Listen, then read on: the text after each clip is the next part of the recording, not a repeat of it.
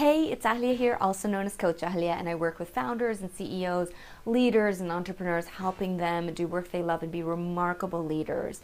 And earlier this week, I heard Charles Duhigg speak, and he is a New York Times reporter and the author of The Power of Habit, and his most recent book, which he was talking about, is Smarter, Faster, Better: The Secrets to Being Productive in Life and Business.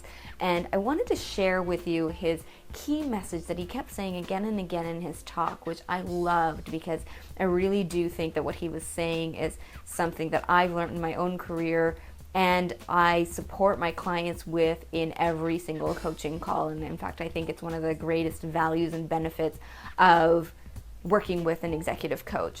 So I'm going to quote Charles here. Charles says that the more you push yourself to think a little bit more about life, the more you end up making better decisions. And the more you think about your goals and your priorities and you think about what matters, the more productive you'll be. And I really love that because there is so much content out there about being productive and saving 5 or 10 minutes in your day. And I think Charles is speaking to something so much deeper, something that's so much more innate for us, which is like what matters to us, and leveraging that in a way to be more productive. And certainly I found in my own life that there are times when I'm not as connected with what matters most to me and my goals and my priorities, and those are the times when I am least productive. And Charles talks about something called contemplative routines, sort of a thinking habit, and he says that all successful people have this. And so I was thinking about what my thinking habit might be or what my contemplative routine is, and he actually even said that all of us have eccentricities and it's how we achieve deeper thinking. And so I was thinking about, well, what might my eccentricity be? And I realized that it's something that I used to make myself wrong for a lot, and I'm trying to give myself permission to actually do it more because I see how valuable it is to me. Now, caveat is what I'm about to share with you could be something that you take on, and it absolutely is not, doesn't have the same results for you. So I just wanted to say that, because the thing that I do, my contemplative routine, is I spend a lot of time in bed.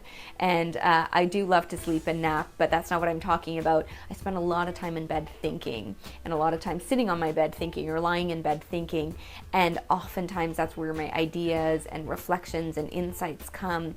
And I know that for me, that is a contemplative routine, because as I'm lying there, often things show up that probably wouldn't have come up into my mind or into my awareness otherwise. And then I'm very effortlessly taking action from there. And so again, I want to, just the caveat is that may not be everyone's contemplative routine.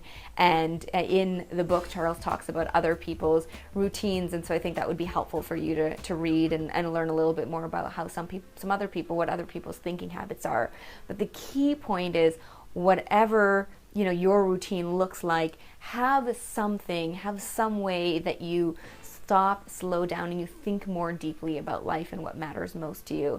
And as I mentioned earlier, this is one of the greatest values that I think that I provide to my clients, is that 30, 45, 60 minutes in their week to stop, slow down, and really think about what their priorities are, what their goals are, why they're doing what they're doing, and refocusing. And so they're walking away with clarity in terms of what to focus on, what not to focus on, and what next steps to take. And that's the thing about deep thinking, is when you're focused on what it is that you really do want, when you do have these contemplative routines to support you in getting clear about what you really want, then you start to pay attention to those things, and then everything else that's outside of that, the noise, it's easy to drown out, or it's easy to say no to. And I really do think that ultimately productivity is about, focusing on the right things and saying no to everything else. So I hope that's been helpful. I'd love to hear from you. What's your contemplative routine? What have been some of your results with really thinking deeply about what's important to you, what's most important to you, what matters most, and what some of your goals and priorities are? Leave a comment below. And until I see you again, remember that you've got a genius, a brilliance within you, that when you discover and express that out there, you're going to be most fulfilled and be of greatest contribution to the world.